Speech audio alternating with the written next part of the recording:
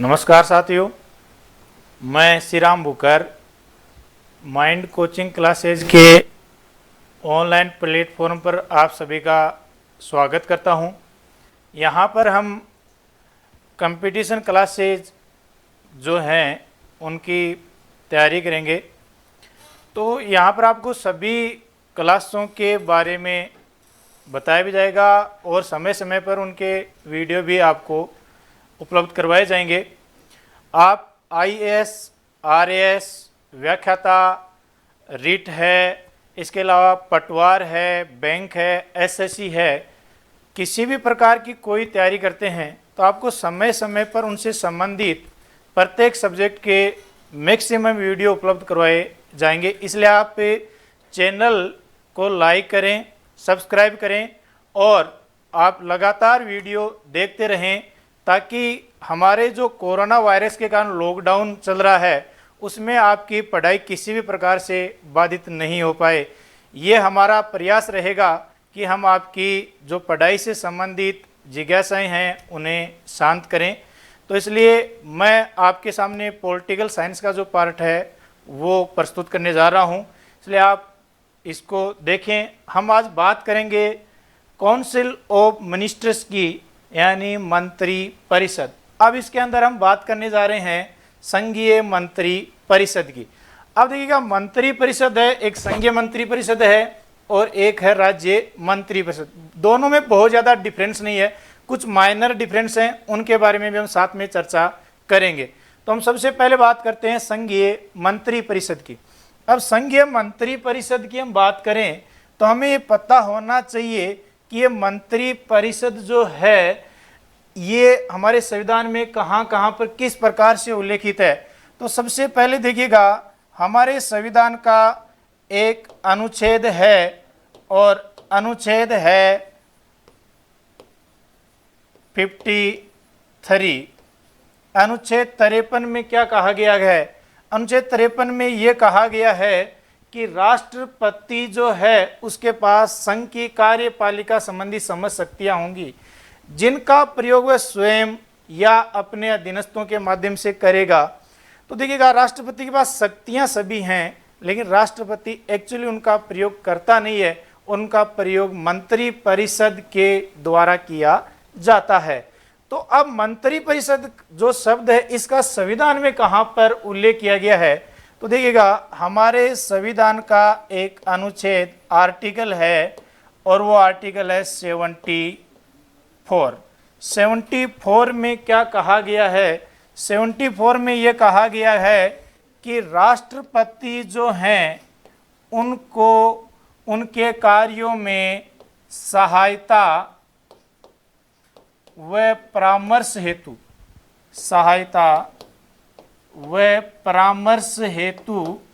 एक मंत्री परिषद होगी। राष्ट्रपति को उसके कार्यों में सहायता व परामर्श हेतु एक क्या होगी? मंत्री परिषद होगी। तो मंत्री परिषद जो शब्द है इसका उल्लेख हमें अनुच्छेद 74 में देखने को मिलता है। अब इसमें आगे क्या कहा गया है कि ये जो मंत्री परिषद है इसका हेड यानी इसका मुखिया जो है वो कौन होगा? और इसका मुखिया जो है वो होगा पीएम यानी प्रधानमंत्री। तो देखिएगा, हमारे अनुच्छेद 53 में क्या कहा गया है कि संघ की समस्त कार्यपालिका संबंधी शक्ति राष्ट्रपति में निहित होगी। और अनुच्छेद 74 में क्या कहा गया है कि राष्ट्रपति जो कार्य करेगा उन कार्यों में सहायता व परामर्श हेतु एक क्या होगी? मंत्री परिषद होगी। इसका मतलब यह है कि राष्ट्रपति एक्चुअली कार्य करता नहीं है। वास्तविक रूप से ये जो कार्य हमारे वो किसके द्वारा संपन्न किए जाते हैं? मंत्री परिषद के द्वारा संपन्न किए जाते हैं। और इस मंत्री परिषद का हेड जो होता है वो पीएम होता है। अब देखिएगा, समय समय पर इसके संदर्भ में कुछ और प्रावधान किए गए, और वो क्या प्रावधान किए गए हैं वो देखिएगा।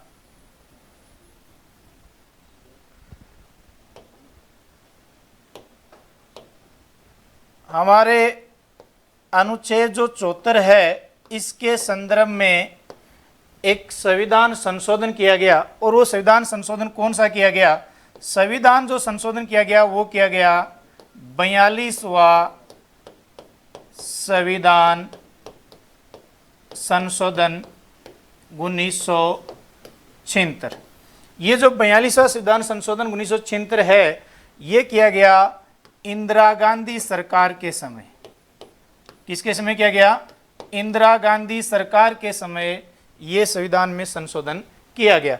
इस संविधान संशोधन के द्वारा अनुच्छेद जो 74 है, इसमें एक जोड़ा गया और जोड़कर यह प्रावधान किया गया कि मंत्री परिषद के द्वारा जो भी सलाह राष्ट्रपति को दी जाती है, राष्ट्रपति उस सलाह या परामर्श के अनुसार कार्य करेगा। अर्थात हम कह सकते हैं कि मंत्री परिषद के परामर्श को मानने के लिए जो राष्ट्रपति हैं उन्हें क्या कर दिया गया? बाध्य कर दिया गया। तो एग्जाम में प्रश्न आता है कई बार कि मंत्री परिषद की सलाह या परामर्श को मानने के लिए राष्ट्रपति को बाध्य किया गया किस संविधान संशोधन के द्वारा? तो हमारा आंसर हो जाएगा 42वें संविधान संशोधन 1976 के द्वारा।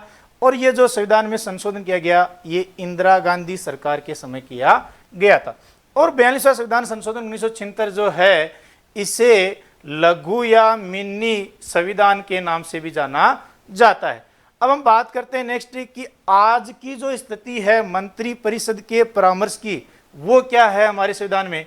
तो देखिएगा, हमारे संविधान में अनुच्छेद 74(1) के संदर्भ में एक संविधान संशोधन और हुआ, और वो संशोधन कौन सा हुआ?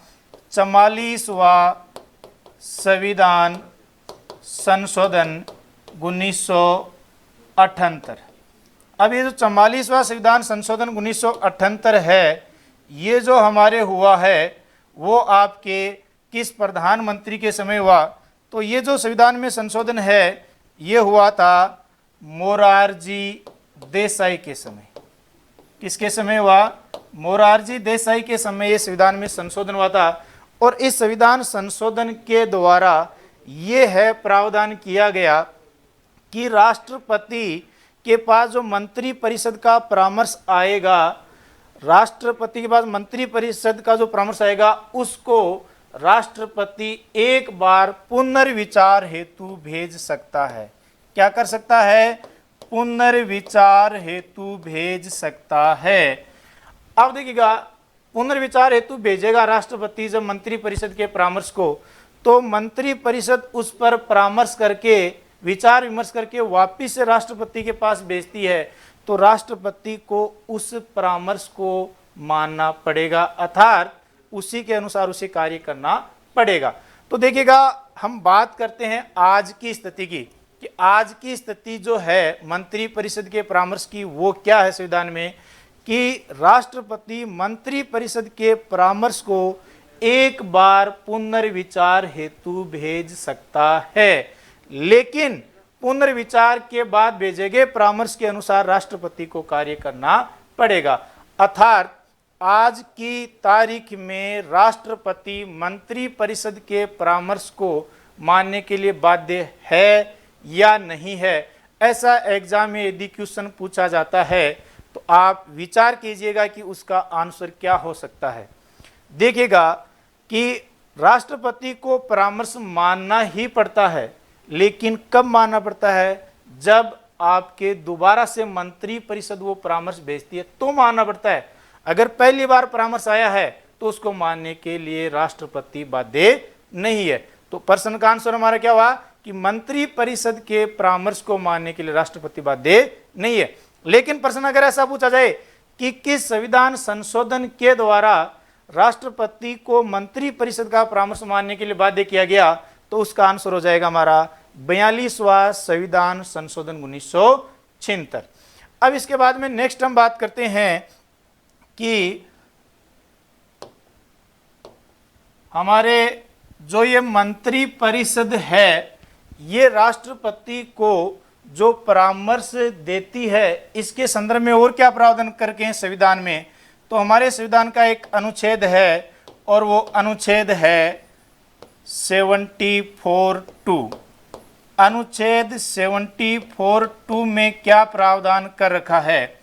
तो अनुच्छेद 74(2) में ये प्रावधान किया गया है कि मंत्रिपरिषद ने राष्ट्रपति को क्या परामर्श या सलाह दी है या सलाह नहीं दी है, और दी है तो क्या दी है, इसको हमारे देश के किसी भी न्यायालय में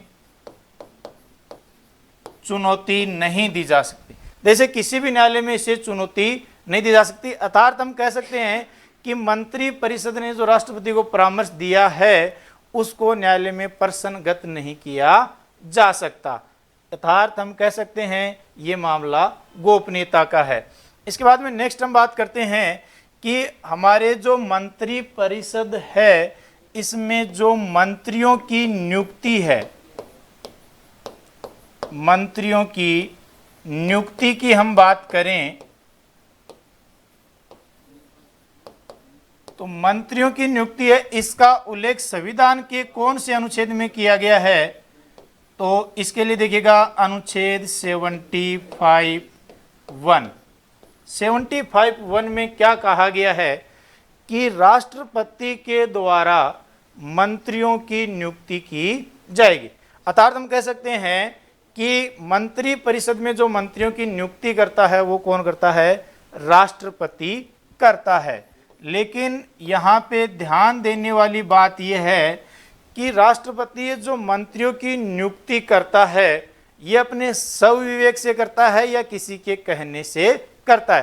तो अनुच्छेद 75(1) में स्पष्ट लिखा हुआ है कि राष्ट्रपति मंत्रिपरिषद में मंत्रियों की जो नियुक्ति है वो प्रधानमंत्री के कहने से करेगा। अर्थात राष्ट्रपति मंत्रियों की नियुक्ति अपने स्वविवेक से नहीं करता है। इसमें आपके जो लिस्ट है वो दी जाती है प्रधानमंत्री के द्वारा राष्ट्रपति को, और राष्ट्रपति उन्हीं लोगों को मंत्री पद पर नियुक्त कर देता है। अब देखिएगा हम बात करें कि व्यवहारिकता में ये जो मंत्रियों की नियुक्ति है ये किसके द्वारा की जाती है, तो व्यवहारिकता में मंत्रिपरिषद में मंत्रियों की नियुक्ति करने का कार्य है वो प्रधानमंत्री के द्वारा किया जाता है, न कि राष्ट्रपति के द्वारा।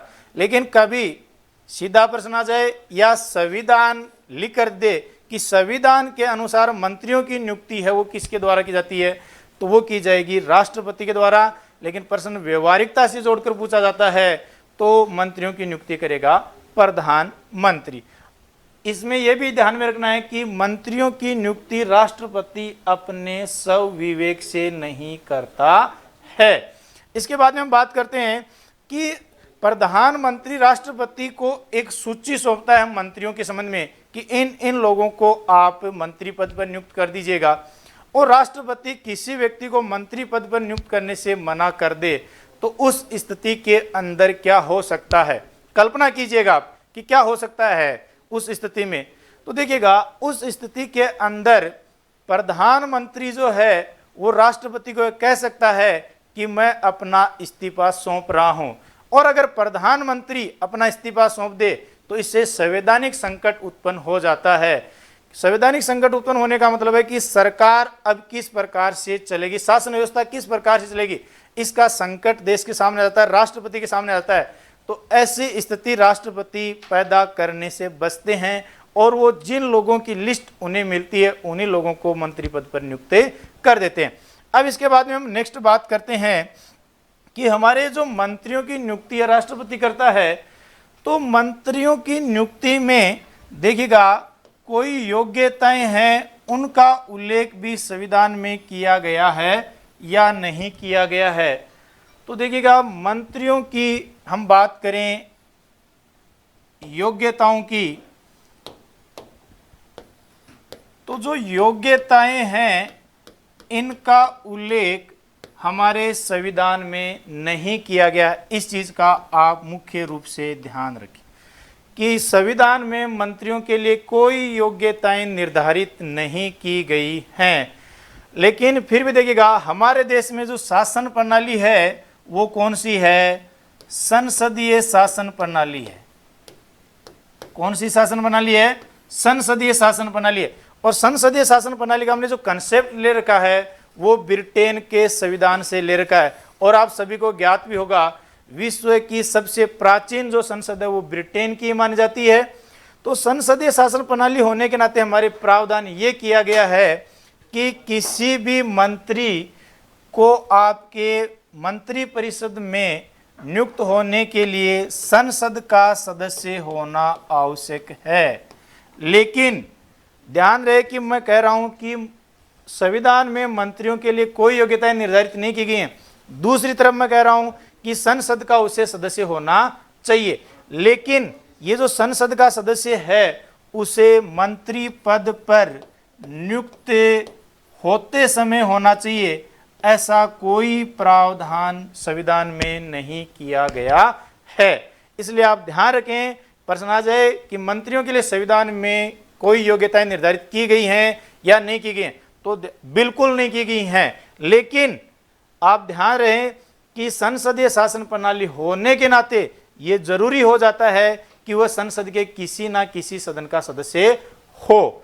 अब देखिएगा, नियुक्त होते समय संसद का सदस्य होना आवश्यक नहीं है, लेकिन ऐसे संसद का सदस्य वो है नहीं तो कितने आपके दिन, महीने, साल तक वो आपके मंत्री पद पर रह सकता है? तो इसके लिए ये प्रावधान है कि 6 माह के अंदर अंदर उसे संसद के किसी भी सदन की सदस्यता ग्रहण करनी ही होगी। अगर वो 6 माह में संसद की सदस्यता ग्रहण नहीं कर पाता है तो इसके बाद वह मंत्री पद पर नहीं रह पाएगा। अब देखिएगा, ऐसा क्या प्रावधान हमारे संविधान में है क्या कि वो आपके 6 माह में संसद की सदस्यता ग्रहण करे? तो हमारे संविधान का एक अनुच्छेद है, और अनुच्छेद है कौन सा? अनुच्छेद 75 का सब क्लोज 5।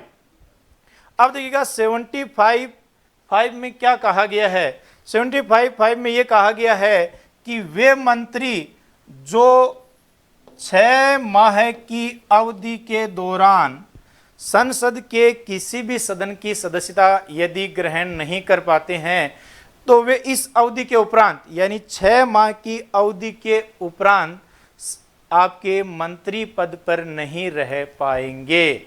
इसका सीधा सीधा मतलब यह होता है कि एक मंत्री संसद का सदस्य न होते हुए भी कितने समय के लिए मंत्री पद पर रह सकता है? तो हमारा आंसर हो जाएगा इसका 6 माह। अब देखिएगा, यहां पर ध्यान देने वाली महत्वपूर्ण जो बात है वो ये है कि यदि किसी व्यक्ति को मंत्री पद पर नियुक्त कर दिया है और वो संसद का सदस्य है नहीं और 6 माह के अंदर वो संसद की सदस्यता ग्रहण नहीं कर पाता है, और उसके बाद क्या उसे दोबारा मंत्री पद पर नियुक्त किया जा सकता है या नहीं किया जा सकता? यह महत्वपूर्ण बात है यहाँ पे। तो देखिएगा, आप थोड़ा सा इस पर विचार करें कि किया जा सकता है या नहीं किया जा सकता। तो देखिएगा, उसे दोबारा से मंत्री पद पर नियुक्त नहीं किया जा सकता। ऐसी स्थिति में ये आपका एक बहुत अच्छा क्वेश्चन हो सकता है एग्जाम की दृष्टि से। अब हम नेक्स्ट बात करते हैं कि हमारे जो मंत्री परिषद है इसमें जो भी आपके मंत्री बनते हैं उन्हें जो शपथ है वो दिलाई जाती है। अब मंत्रियों को जो शपथ है वो दिलाता कौन है और उसका संविधान में कहां पर क्या उल्लेख किया गया है? तो हमारे संविधान का एक अनुच्छेद है और अनुच्छेद है 75(4) और अनुच्छेद 75(4) में क्या प्रावधान कर रखा है? 75(4) में यह प्रावधान किया हुआ है कि मंत्रियों को जो शपथ है वो दिलाएगा राष्ट्रपति। बहुत बार एग्जाम में क्वेश्चन आता है कि संघीय मंत्री परिषद में जो मंत्री होते हैं उन्हें शपथ किसके द्वारा दिलाई जाती है?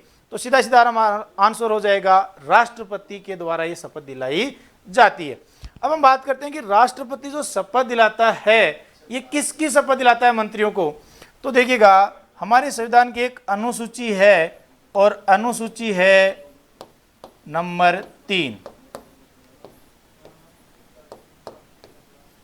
देखिएगा, हमारे संविधान की अनुसूची 3 में जो शपथ है उसके प्रारूप का उल्लेख कर रखा है। तो तीसरी अनुसूची में दिए गए प्रारूप के अनुसार मंत्रियों को राष्ट्रपति पद व गोपनीयता की शपथ दिलाता है। किसकी शपथ दिलाता है? पद व गोपनीयता की शपथ दिलाता है। तो मंत्री हैं, राष्ट्रपति के समक्ष शपथ ग्रहण करेंगे। कौन सी अनुसूची में इनके शपथ के प्रारूप का उल्लेख किया गया है? अनुसूची नंबर 3 में इसका उल्लेख कर रखा है। किसकी शपथ लेते हैं मंत्री? पद व गोपनीयता की। कौन से? मंत्री पद की और आपके मंत्री परिषद में लिए जाने वाले निर्णयों के संबंध में गोपनीयता की शपथ लेते हैं। ये दो प्रकार की शपथ होती है, एक पद की शपथ और एक गोपनीयता की शपथ। इसके बाद हम बात करते हैं कि कोई मंत्री है वो अपने पद से मुक्त होना चाहता है। पद से क्या होना चाहता है? मुक्त होना चाहता है। तो वो किस प्रकार से पद से मुक्त हो सकता है? तो देखिएगा, वो त्यागपत्र देकर अपने पद से कभी भी मुक्त हो सकता है। अब ये जो त्यागपत्र मंत्री देगा, ये किसको देगा? तो मंत्री अपना जो त्यागपत्र देता है वो देता है किसको? राष्ट्रपति को। तो यहां पर ध्यान देना कि राष्ट्रपति के द्वारा ही तो मंत्रियों की नियुक्ति की जाती है और राष्ट्रपति को ही मंत्री अपना त्यागपत्र सौंपते हैं। इसके बाद में हम नेक्स्ट बात करते हैं, हमारे जो मंत्री परिषद है, इस मंत्री परिषद में आपके जो भी मंत्री हैं इनका कार्यकाल हम देखें। कार्यकाल तो देखिएगा, कार्यकाल जो है वो आपके किसकी इच्छा पर डिपेंड करेगा? कार्यकाल है वो राष्ट्रपति की इच्छा पर डिपेंड करता है। अब राष्ट्रपति की इच्छा पर किस प्रकार से डिपेंड करता है, इसके बारे में हम बातें करेंगे। अब देखिएगा, एक मंत्री जो होता है वो राष्ट्रपति की इच्छा तक अपने पद पर कार्य करता है। नेक्स्ट हम बात करें कि हमारे जो मंत्री परिषद है, इस मंत्री परिषद में आपके जो भी मंत्री होंगे उनके लिए दो प्रकार के उत्तरदायित्व हैं वो निर्धारित किए गए हैं। एक है सामूहिक उत्तरदायित्व, एक है सामूहिक उत्तरदायित्व और दूसरा जो है वो है व्यक्तिगत उत्तरदायित्व। व्यक्तिगत उत्तरदायित्व। अब देखिएगा, सामूहिक उत्तरदायित्व जो है इसका उल्लेख कर रखा है हमारे संविधान के अनुच्छेद 75 का सब क्लोज है 3 और व्यक्तिगत उत्तरदायित्व जो है इसका उल्लेख कर रखा है अनुच्छेद 75 2 में। अब देखिए, अब बात करते हैं सबसे पहले हम सामूहिक उत्तरदायित्व की। तो सामूहिक उत्तरदायित्व का उल्लेख अनुच्छेद 75 3 में किया हुआ है। अब सामूहिक जो उत्तरदायित्व, इसका मतलब क्या है और सामूहिक उत्तरदायित्व का जो कंसेप्ट है वो कहां से लिया हुआ है? तो सामूहिक उत्तरदायित्व जो है इसका कंसेप्ट जो है वो हमारे लिया हुआ है कहां से? ब्रिटेन के संविधान से। ब्रिटेन के संविधान से हमने ले रखा है कि मंत्री परिषद सामूहिक रूप से लोकसभा के प्रति उत्तरदायी होगी। अर्थात हमारा जो संसद का निम्न सदन है उसके प्रति मंत्री परिषद सामूहिक रूप से उत्तरदायी होती। और ये बहुत बार एग्जाम में क्वेश्चन पूछा जाता है, ये भी आपको ध्यान में रखना है कि मंत्री परिषद सामूहिक रूप से किसके प्रति उत्तरदायी होती है। अब देखिएगा, यहाँ पर थोड़ा सा ध्यान ये भी दें यहाँ पे कि मंत्री परिषद, मैंने शुरुआत में बताया कि दो प्रकार की होती है, एक संघीय मंत्री परिषद अर्थात केंद्रीय मंत्री परिषद और एक राज्य मंत्री परिषद। अब जो संघीय मंत्री परिषद अर्थात केंद्रीय मंत्री परिषद वो सामूहिक रूप से उत्तरदायी होगी लोकसभा के प्रति, और जो राज्यों के अंदर मंत्री परिषद है वो सामूहिक रूप से उत्तरदायी होती है किसके प्रति? विधानसभा के प्रति। अब मंत्री परिषद सामूहिक रूप से लोकसभा के प्रति उत्तरदायी है क्यों, इसको समझिएगा कि मंत्री परिषद जो है उसका अस्तित्व तब तक है जब तक लोकसभा में मंत्री परिषद को विश्वास प्राप्त रहता है। यानी जो मंत्री परिषद है वो सही प्रकार से अपने कार्य कर रही है, लोकसभा के सदस्यों को मंत्री परिषद के कार्यों में विश्वास रहता है, तब तक तो मंत्री परिषद का अस्तित्व रहता है। और यदि मंत्री परिषद लोकसभा में अपना विश्वास खो देती है तो उस स्थिति के अंदर लोकसभा मंत्री परिषद के खिलाफ अविश्वास प्रस्ताव लाकर उसे हटा भी सकती है। तो इसलिए आपके मंत्री परिषद जो है वो सामूहिक एकता के सिद्धांत पर भी कार्य करती है, क्योंकि यदि एक मंत्री सही ढंग से कार्य नहीं करता है और उसके खिलाफ लोकसभा अविश्वास प्रस्ताव लाकर उसे पारित करवा लेती है तो मंत्री को पद से त्यागपत्र देना पड़ता है और ऐसी स्थिति में संपूर्ण मंत्री परिषद का अस्तित्व समाप्त हो जाता है, अर्थात संपूर्ण मंत्री परिषद को त्यागपत्र देना पड़ता है। इसके संदर्भ में एक बात कही जाती है कि सात सात तैरते हैं वह सात सात डूबते हैं। यदि कोई एक मंत्री अच्छा कार्य नहीं करता है तो संपूर्ण मंत्री परिषद उसके बचाव के लिए आ जाती है, क्योंकि अगर एक मंत्री डूबेगा तो संपूर्ण मंत्री परिषद को साथ लेकर डूबेगा। तो हम कह सकते हैं कि सनम हम तो डूबे ही, तुम्हें भी लेकर ही डूबेंगे, अकेले नहीं डूबेंगे। इसलिए मंत्री परिषद है वो सामूहिक एकता के सिद्धांत पर कार्य करती है। फिर से बताता हूं, हमारा जो सीधा सीधा एग्जाम का क्वेश्चन बन सकता है कि मंत्री परिषद सामूहिक रूप से किसके प्रति उत्तरदायी होती है? लोकसभा के प्रति उत्तरदायी होती है, संसद के निम्न सदन के प्रति उत्तरदायी होती है, और इसका उल्लेख संविधान के अनुच्छेद 75(3) में किया हुआ है।